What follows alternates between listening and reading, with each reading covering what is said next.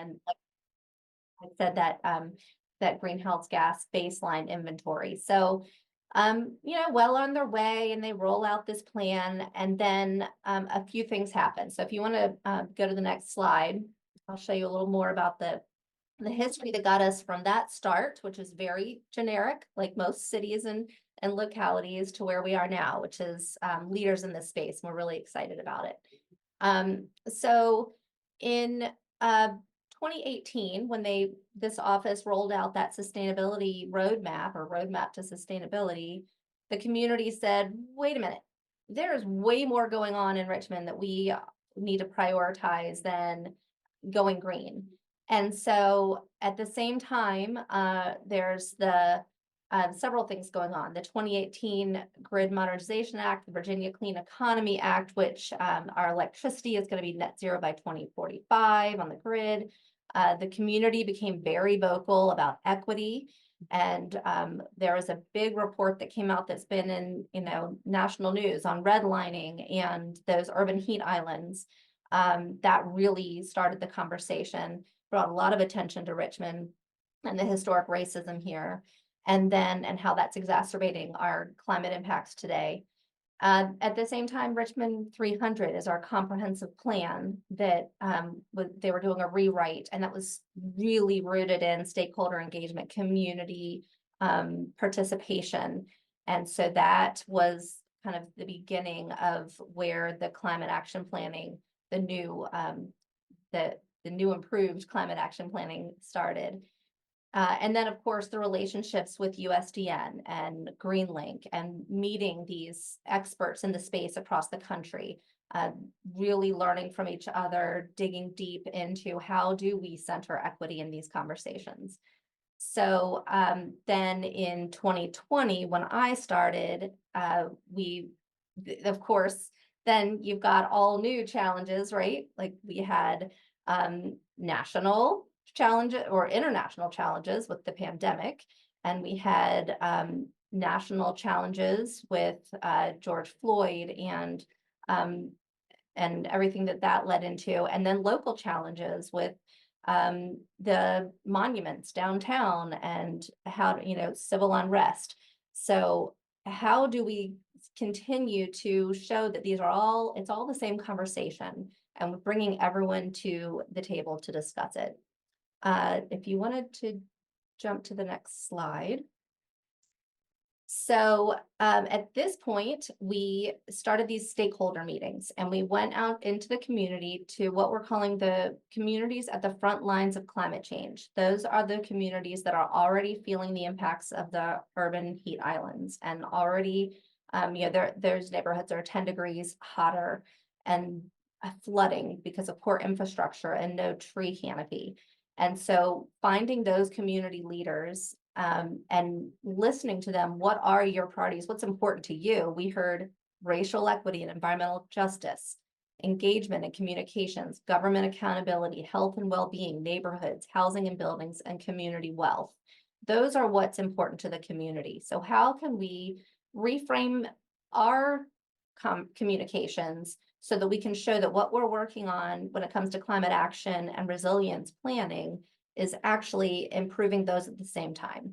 So we had the community listening sessions, and then we did our big stakeholder inventory, this big database, thinking about with the 5 pathways we want to address through climate action planning, which would be buildings and energy, transportation and mobility, waste reduction, community and environment, who needed to be there to make sure that everyone's represented, from the community, citizens who just want to dedicate that amount of time, and staff. And then at the same time, just as important as those subject matter experts is our racial equity and environmental justice roundtable. And so that is a group of 10 residents living in those neighborhoods on the front lines of climate change, who were paid for their lived experience, which is just as or more important than anything that the subject matter experts had to say. So if you want to jump to the next one. So we continued to build through all of the ongoing public engagement. This started in the fall of 2020 with the very first meeting for all of our working groups was to have the round table line up a training, an equity training from another community nonprofit who has expertise in that area to really teach everyone, how do you center equity in the conversation? And then how do we build that trust and build the relationships? And so I would say fall of 2020, the working groups were monthly meetings for the next year to develop the objectives, strategies, actions. And we did rounds of engagement every fall and spring to get the community input on this. So we just ensured that we were building that trust, getting the word out, including all perspectives, and getting buy-in as we went. So we're not waiting to the end to hand out this great plan that everyone says, wait a minute, this is the first I'm hearing of it. I don't like what you're saying. So again, along with the building of the trust, the data tools were really important, right? So bringing in, we have a climate equity index that shows in Richmond all those layers of where the redlining occurred and where the heat islands are and where the flooding is happening and what the demographics are and where the interstate went right through some of those neighborhoods. And then, of course, the energy burden maps and then these data tools that Greenlink helped with very specifically as we dug deeper into how do we start prioritizing all of these great ideas that are going to get us to net zero. What does it actually look like specifically? So I'm going to let Matt talk more about that. But I believe that's it for setting the stage. Great, thank you, Dawn. I'm going to start a little bit at a high level on the next slide, where we'll talk about some of the general approaches that we take. And I've called out some of their application here for Richmond specifically, and then we'll start to look at some of the ways that that information is used. So kind of our first step here is trying to benchmark everything. We need to understand where we're starting from. Do we know what we're looking at and what our options are? And so we use a number of tools to get there. And this slide contains some of the heavy flex of the data that's used to get there. So I'll speak a little to each of these. In the top left, you've got, this is actually what the real-time look at the grid supply and demand was in Virginia at the time. So the crazy looking yellow spikes, that's what the actual demand looked like over the course of the year. And then beneath that are the resources that are being used on Virginia's grid to meet that demand. So you've got solar, natural gas, coal, hydro resources, et cetera, that are being deployed every hour to figure out how to meet the demand for electricity. So we use a model that we've developed in-house called Athenia to take a look at that information historically and then to project into the future what that's going to look like on an hourly basis. And so we take into account everything that the utilities have filed in their resource plans, what's been approved by their regulators in deregulated markets, what the way that the forward capacity auctions have been proceeding. It's really capture everything that has been approved, as well as everything that's been slated for retirement, build that out into a forecast. And for years, that approach and the resulting machine learning algorithms that we deploy against that data have been recognized as the most accurate power forecasting methodology in the country. So we've used that in roughly 20 or so clean energy plans to help folks figure out where they're likely to go. So that's kind of our first piece. Do we understand what our energy supply is going to look like? Then we're also taking a look at well, what are the local resources for us? So to the right of that is an example looking specifically at rooftop solar potentials. And so this is coming from Google, who's a data partner of ours, probably provides data for many of the folks on the call. as well. We kind of trade data back and forth with each other. But they have this wonderful tool called Project Sunroof, which will evaluate the suitability for rooftop solar against every roof within a specific geography. So this is like you could zoom in on this and see individual rooftops across the city of Richmond here. So this helps us get a sense of what like the technical potential for a resource like rooftop solar is. We also want to understand the way that the current lay of the land as far as a number of the equity indicators that communities are raising up, where those stand. And so the bottom left is an image of GEM, which is our Greenlink equity map, that is showing the correlations between energy burden and urban heat island within Richmond. And so these help us understand, which communities are dealing with which particular issues, how extreme they are, how they relate to the other communities around them. And then the last data point I have on this slide is speaking to the energy efficiency potential, which comes from work that we did alongside with NREL, the National Renewable Energy Lab, taking a look at what the energy efficiency potentials are by sector and what the actual end uses are. So this gets fairly specific around like specific thermostats that need to be upgraded or types of insulation and how cost effective they look. So we bring a lot of this information to the table to just say, what's the current state of play? And if we go to the next slide, we'll start to see what we can do with that. So in our case, we built out our ACEs model, which takes a look, it brings together all of the different resources that we could use to advance clean energy. So this, in Richmond's case, we got to do kind of the maximalist version. We got to bring all the toys to the table. So we had some fun here.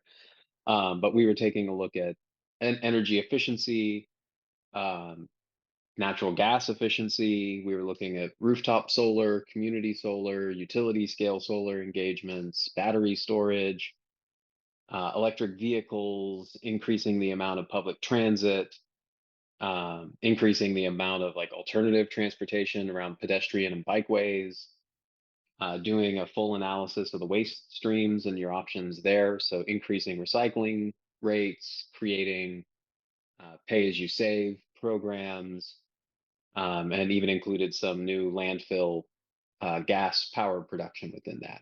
So it's kind of across the board looking at the emissions picture and then what you could do around that.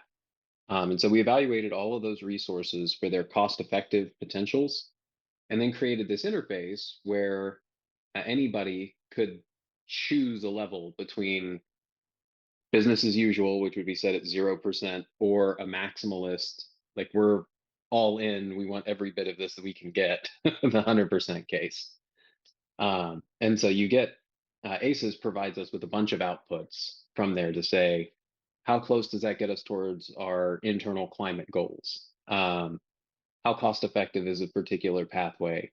What is the impact on energy burden if we choose one resource over another, or we choose a combination of these resources? So we kind of treat this as your choose your own adventure version of achieving the goal. We set it so that there's no way to not hit the goal, but there's still an infinite number of ways to build this resource mix to get to Richmond's goal, in this case, of full decarbonization. So the next slide's kind of the easy one around that. This is just highlighting what the big takeaway was of the maximalist versus the business as usual case. So we had, BAU is if we set all of that to 0, what's the forecast tell us the total emissions are going to be out through 2050? And then if we just cranked everything and went as hard as we could, what was the reduction in emissions? And so in those forecasts, we were seeing the ability to cut the emissions by 72% in total.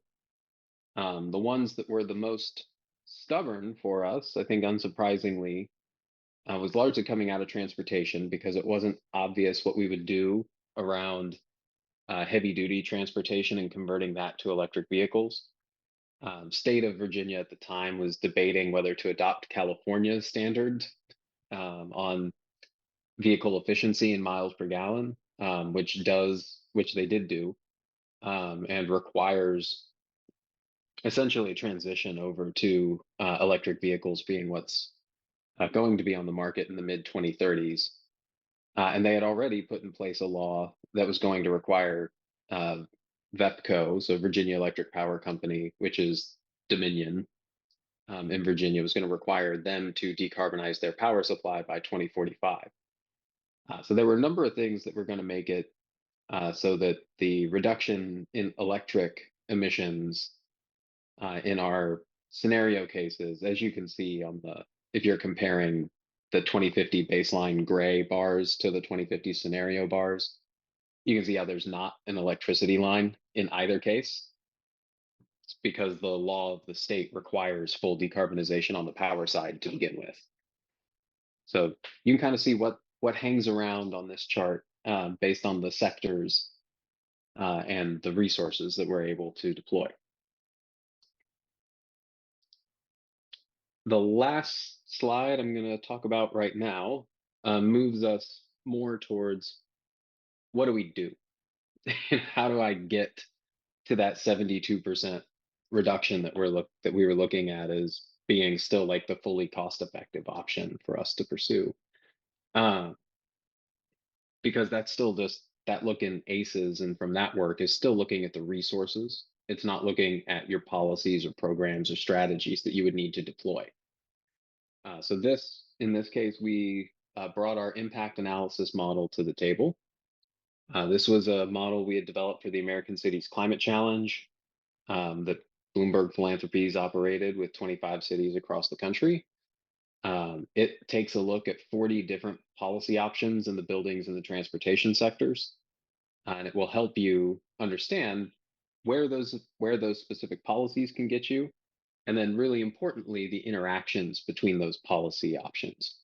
A lot of the tools that we see to this day still treat this kind of like the old school wedge diagrams. If you guys are familiar with what those looked like 20 years ago, where it would be, this particular option gets us this far, and then there's another wedge, and it just treats everything as additive across the board.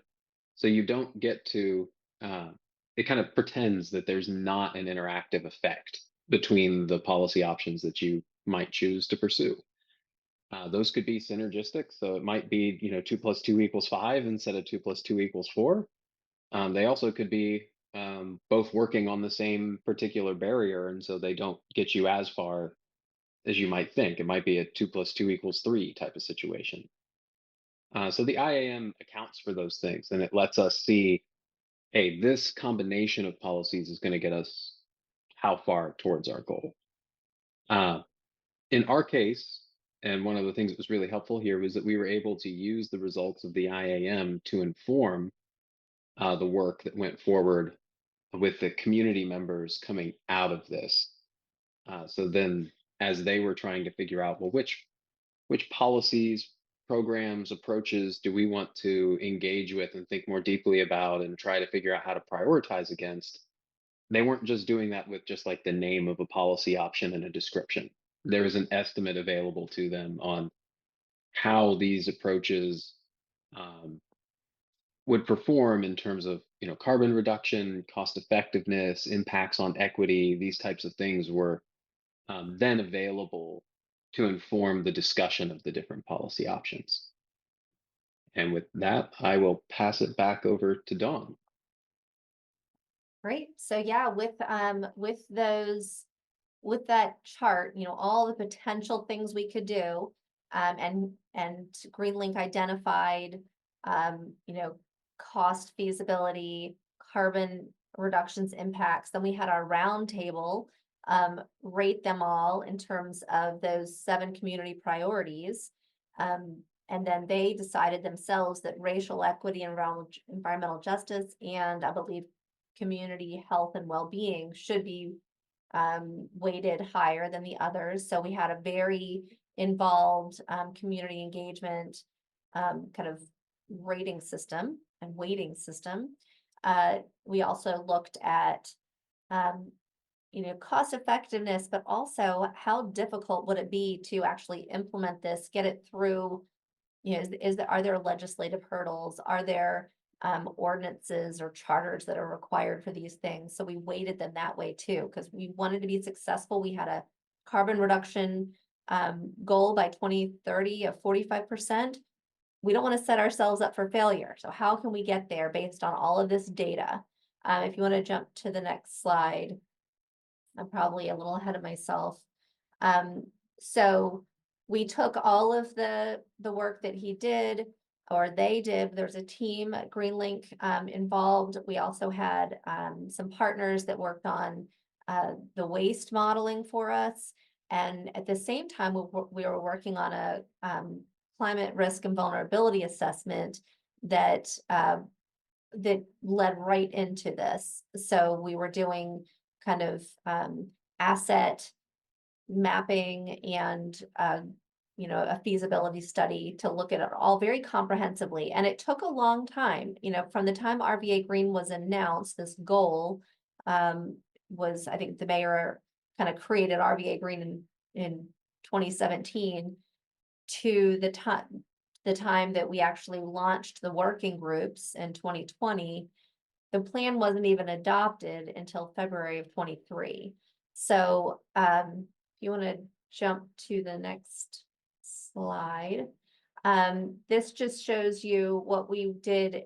It was really important that, again, we get to there's a climate reductions goal, there's a resilience goal, and that it's all equity centered. So how do we weight this? Are we just going with the most carbon reductions up front? Is that where we're putting all our energy? Well, when we did that scenario, it looked like your typical climate action plan, but it didn't really take into account the community impacts and the adaptability.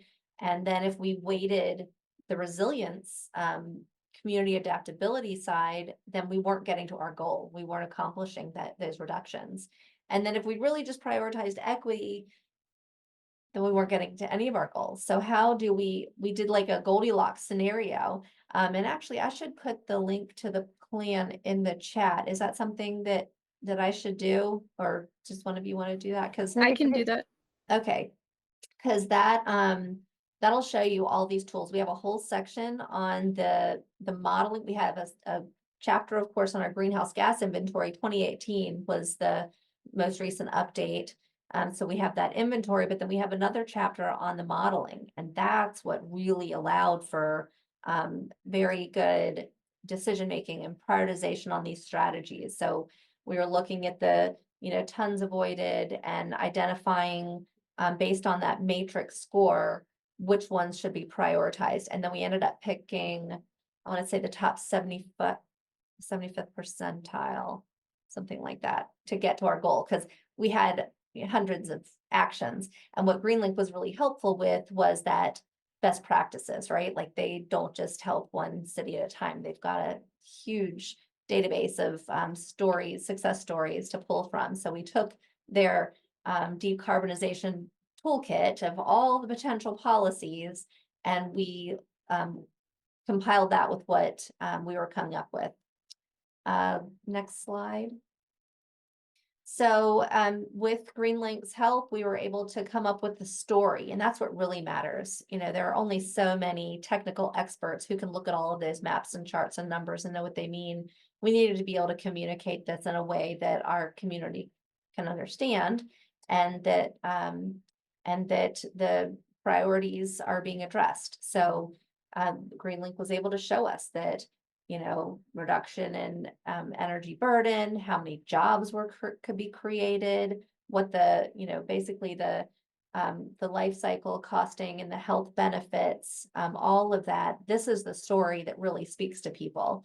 So it was really helpful to our cause. And it was interesting, about halfway through, we did all these iterative engagement, stakeholder engagement rounds, where we would go to the community, and then we would go to staff, interdepartmental staff and directors, because we needed them to be the stewards, right? Like so much of sustainability only, controls so much. So we had to make sure we had their buy-in that they're actually going to incorporate this in their work plans and budget for them and make this work happen.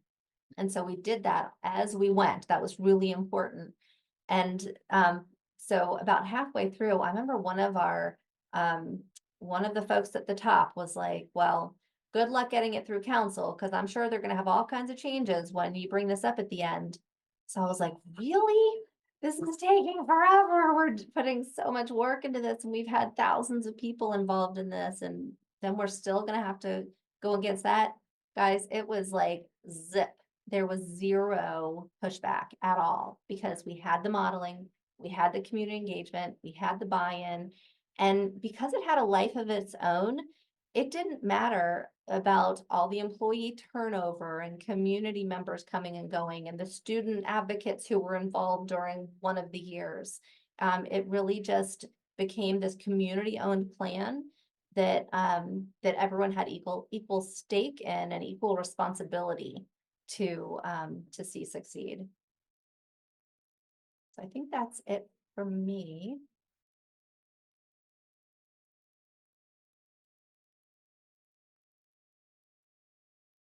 And the next part is probably Matt. Yeah, I was going to say, I think we're kicking it back to Matt for this one to round us off this, and then we'll do Q&A after this. And I don't want to let Dawn undersell the work that they did. The stuff that was done with the policy toolkit and the evaluation of the policies and programs was, to this day, the most expansive and engaged process that we've seen a city undertake. So significant work that their office did. And I'll just speak to that in the link of the document. I know it's scary. It says like 566 pages or something. The plan itself might be like 180. I think the action plan, the strategy pages and actions actually start on maybe page 80. And I also wanted to mention that when he was talking about those actions being synergistic and not just layered, but they're very integrated.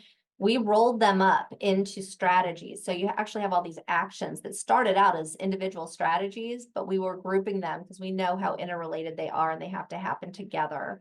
So that's why the plan's laid out the way it is.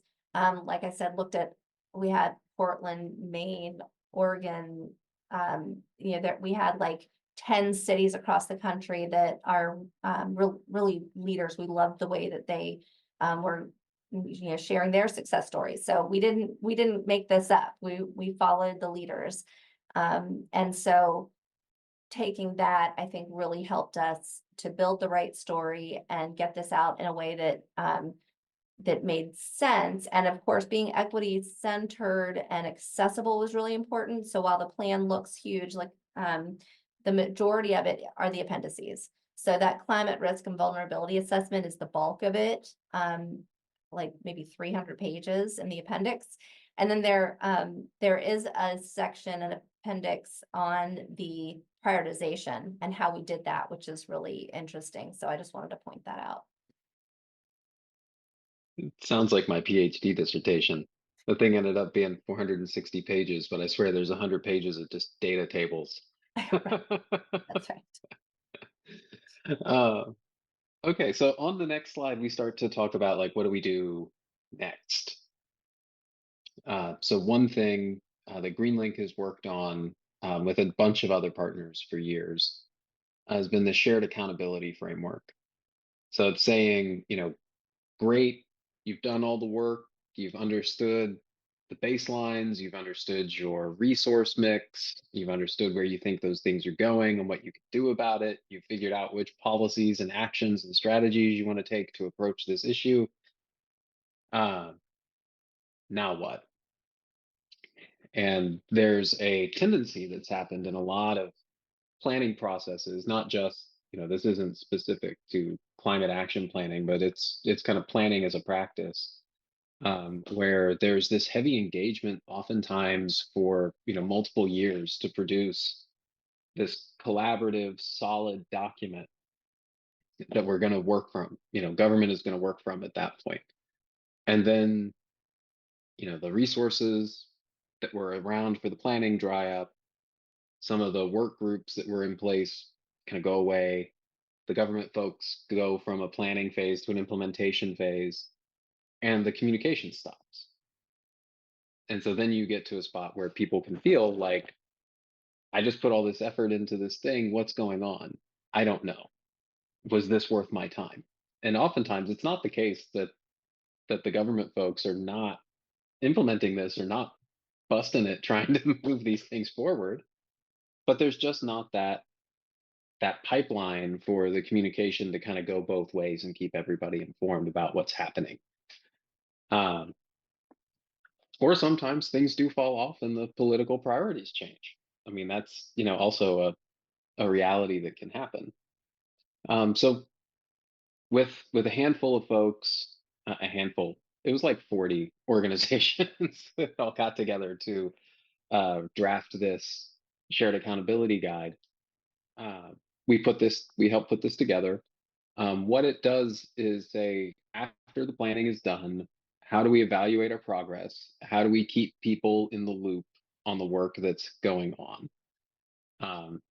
And what are some, basic thinking, things you can set up, and then also based on our experiences, what's kind of best practice to try to keep everything on track. So this guide, and that's the link to it if folks want to check that out, gives that kind of baseline grounding for setting up an accountability working group.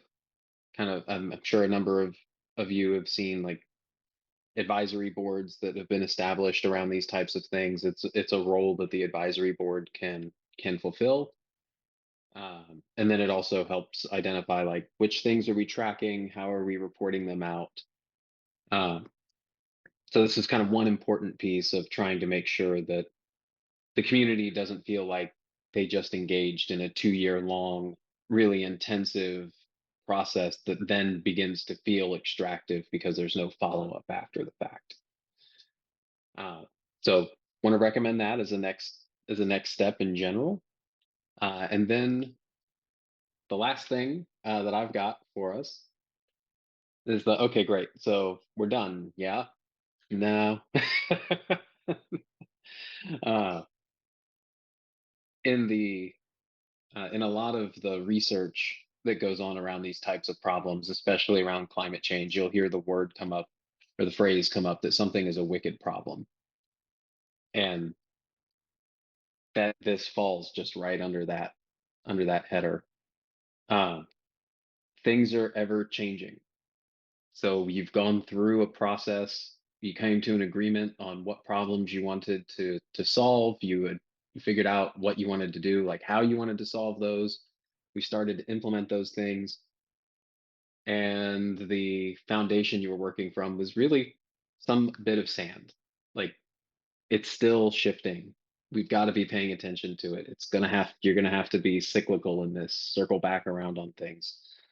So that's part of like keeping that communication alive and well, helps make it so that there's still support for the actions that are going on. But I put in bold down here at the bottom, like what the major takeaway is from all things related to wicked problems, that you don't actually solve these problems. They're just resolved for a period of time. And so this is always going to be something this was good. We got it in place. We did it the right way. This is an excellent example. And in 2 or 3 years, that whole planning effort is going to have to pick up again because market conditions will have changed, technologies will have changed, our communities will have changed. What was the public interest 5 years ago is not the public interest today. So how we represent that and make sure that we're still working towards, like, in the right ethical ways, towards the right end goals, is this ongoing, never-ending problem to work against. Maybe Yeah. challenge is a better word.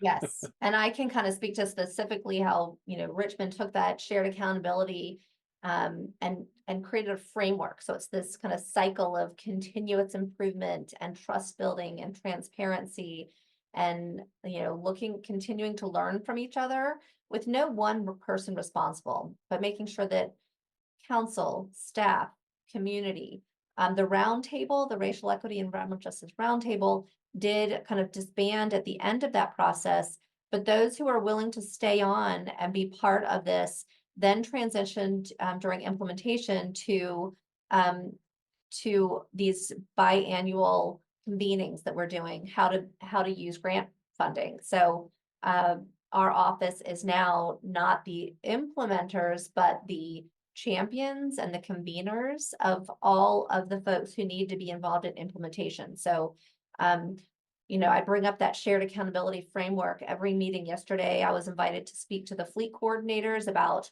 electric vehicle transitions, and I brought that up. Look, we're doing this together. It wasn't like, okay, go make it happen. It's we have to continue to learn from each other and make this better as we go. So implementation is ongoing, but we're a year in, and we are at this point, we're probably a fifth on our way to being done with our 2030 strategies.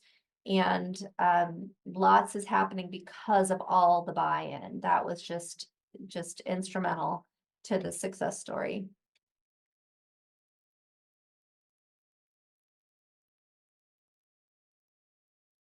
All right. Well, Dawn, Matt, thank you so much for sharing all of that with us. I hope that the people in the audience got that was a really robust understanding. So I hope you got a lot of the information you were looking for. But of course, they shoved in a really dense and intentional process in just a few minutes for this presentation. So I'm sure that there are questions, and we want to open up a space for you to ask Dawn and Matt anything or make any comments or reflections. So feel free to come off chat and show your face if you feel comfortable, or to drop your questions in the chat and Samantha can read them out and we can share them with Dawn and Matt.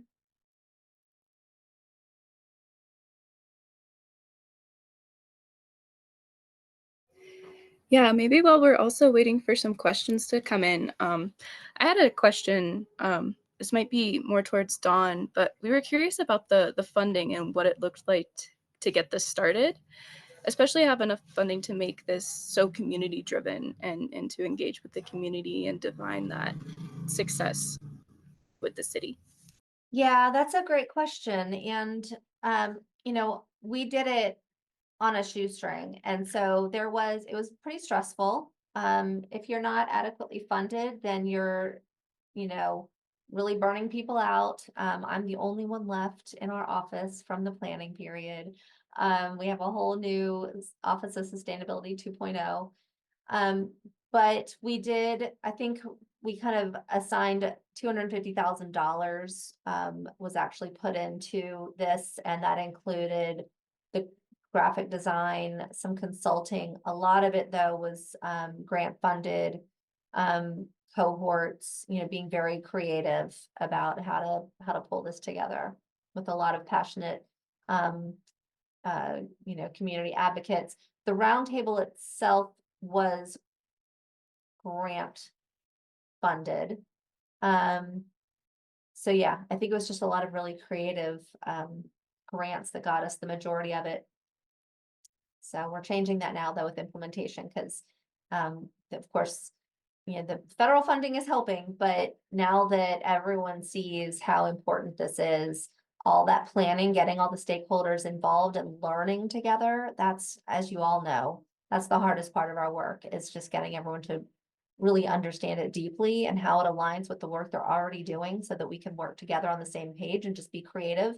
The next layer of implementation that I, as energy manager, I've created a joint energy team among city staff. We have about 100 people from top to bottom, all the decision makers involved in energy related initiatives, and they're coming together. So while our LED street lighting rollout is going to take 10 years with the funding that they're getting right now, by coming together and realizing that, roadway transportation is getting some funding for intersections, let's add that money. Let's, think creatively about this. It's just all about breaking down silos and bringing folks together. Awesome. Thank you for sharing, Dawn. I'm not seeing any of the questions in the chat. I have another question. We might have some people simmering. This was so much information. I know I'm generally a crockpot, but I had the privilege of getting to talk to you and Matt a lot in the process of developing the community of practice. And I was wondering how the government continues to maintain in the plan objectives goals, equity initiatives while dealing with that turnover and keeping the action part moving forward. If you could speak a little bit more to that, like you talked a little bit about it earlier. Maybe give me a little more guidance on how we're keeping equity centered in the implementation. Yeah, so you were talking about the first team and then team 2.0. Yep. And I'm wondering with that transition, how did that team get up to date with everything that's going on, with the plan that's been put in place and very thoroughly put together, and making sure the values were continuing to carry over in that 2.0 team? Yeah, that's a great question. And I'm not going to say it's easy or perfect. None of this work is. But because of the quality of the plan and the data-driven aspect of it, it's not just opinions, it really is, founded on data. And even the community engagement was very specific and incorporated into prioritization. So it did have a life of its own. The new staff that came on board is a little less data centered and more of that partnership building.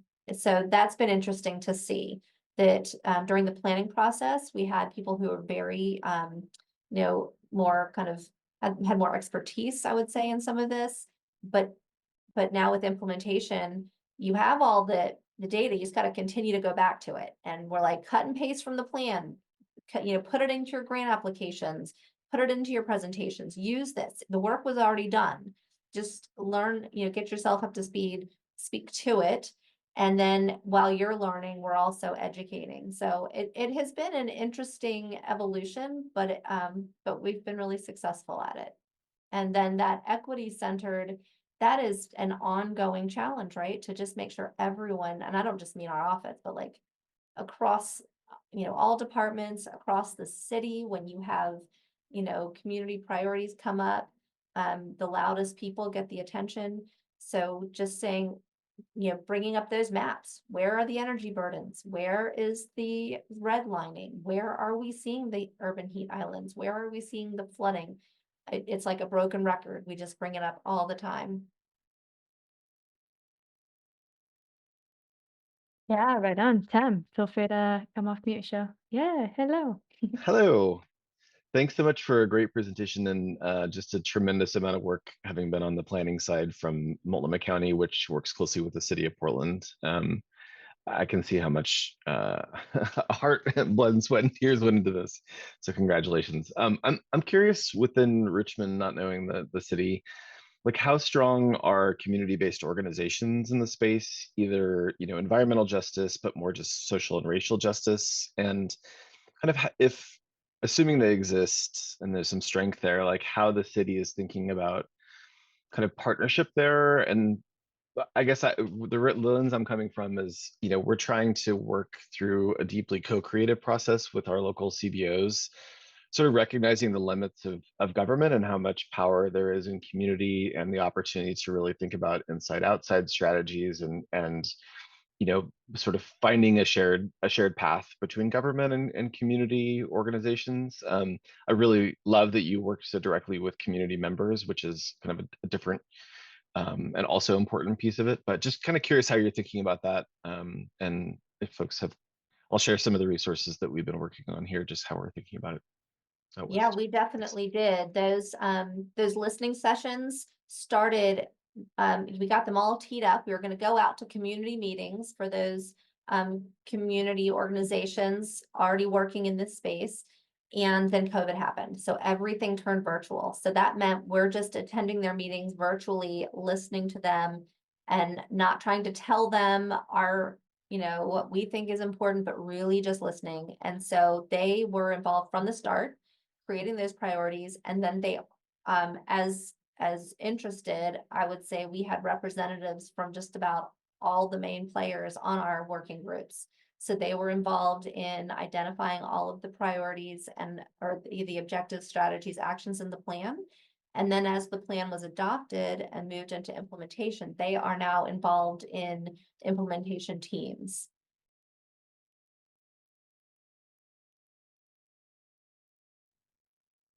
And Yeah, going to council and advocating for budget requests. yeah, that's great. And that sort of I see there's sort of elements of within your implementation plan of like how to continue to keep those folks like part of the conversation. Yeah, I think that helps. I'll share just some if folks are interested, kind of how we're thinking about the issue as well. Appreciate it. Then may I also respond to a little bit and maybe helpful for other city governments on the call as well. Some things I'm hearing about the process that Richmond took, which is there's a lot of community governance structures in place. And so like many different platforms at different levels at different phases of the project. And I think that is really important no matter like what CBO you're working with within the planning process, implementation process, all of the prioritization process, like all of it. So like every stage there is a community governance structure in place. I think also you mentioned something regarding the like strength of the CBO or their ability to like participate within the city planning. A lot of times I have also experienced communities may not be equipped to know how to run through the process, but so part of the engagement is not just listening, but also making sure they are equipped to participate to their fullest potential. And so a lot of that is like guiding them through that transparency of the planning process beforehand, letting them make revisions as you go, especially if you're doing co-creation. And so even if a CBO is coming with like less experience or like less strong ties or less trust with the government, there is still avenues for them to meet people where they are, and for people to meet them where they are by giving this transparent process up front before you even get into the co-creation of the prioritization or policies or like program development. So I think that like having CBOs also that are really well trusted in the community are probably more important, so that when you're building capacity in the prioritization process, that more community members up aside from like the grass tops or grass tips as we call it, like groups, then you can like get into the really embedded community members who need their stories to be heard as well. I think that's great, and I'll just add. I think one of the ways we're thinking about is how to instead of how do we work to make CBOs share our agenda? How do we make their agenda our agenda as government? And so, how do we connect the dots about the issues that matter within communities to climate as opposed to, the other direction? And it's been an interesting. It really opens up a lot of opportunities, but also a challenge. Yeah, and I'll add two things that we did in Richmond to that point. So these biannual convenings, of course, we have the CBOs that were involved in the planning process, but then there are always more. There are always new people. So it's kind of an open invitation. Anyone who wants to come and think deeply about this and how we can take advantage of funding and put together projects. We just applied to the Energy Futures Grant and got it from DOE. That was with an Indian tribe and a couple of counties and the regional planning and a couple of local nonprofits. So that was one that came out of it. And then the other piece of that, oh, I'm drawing a blank. What was I going to say about that? Federal convening. You said something, Tim, that made me think of something we were doing. Oh, well, it left. Oh, I guess, yeah, their projects. So another strategy in the plan is provide funding for resilience projects in the community. So we had the first year, I think it was ARPA funding, we gave almost $1 million out to the community, maybe 800,000. They applied resilience projects, in the community. And then it was so wildly popular that that turned into a regular budgeted item in our annual fiscal budget. That's really cool. Right on. Thank you for sharing. Does anybody else have any other questions or reflections for Dawn or Matt? And again, we will connect you all to everyone after this. So if you need time to digest, as Samantha was saying, that is totally okay. Respect that here. I have one last question before we jump and conclude this wonderful session, and kind of related to something that Tim mentioned regarding like imposing an agenda from the city to the community, and relate as it relates to actually data and how much, city plans are really heavy in needing like data analysis. And so how do you go about moving with the authority that the data provides and says in the forecasting, with aligning that with some of the community priorities and experiences? You mentioned, Don, that you guys put like community well-being and put those, they were part of like the weighting process, but what is the ratio of like influence that the community experiences and like their own agenda to like the data, what the data is like telling you need to absolutely do? I'm not sure how to answer that, except to say that, the data exists, the reports, we have those numbers, and we also are hearing what the community wants. And so one example is a smart city pilot. Dominion came to us and said, we would like to do some smart technologies on some street poles and adaptive bus stop. Where should we do that? Well, I went to our energy burden maps and where do we have, the underserved community in the heat islands, and at the same time, what can we be doing to, help with there's, community, there are like all kinds of challenges. And so we picked a spot that addresses those priorities from a climate action and resilience planning perspective, but also is going to help us get to our goals. So I think that's the sustainability office's challenge, is to continue to tie those conversations together. Right on. Thank you for that. Well, I was notified, Samantha, we are at time. So thank you all so much for joining us. And thank you especially to Dawn and Matt for providing us with your guidance and your great work around the City of Richmond's Climate Action Plan. We will follow up with you all with more information along with the recording and the slides that we have here. But if you have any other questions, I want to be directly connected to Dawn or Matt, feel free to reach out to Samantha and I, and we will give you those introductions. But in the meantime, have a beautiful Thursday afternoon and please take care. All right, y'all. Yeah, thank you, everyone.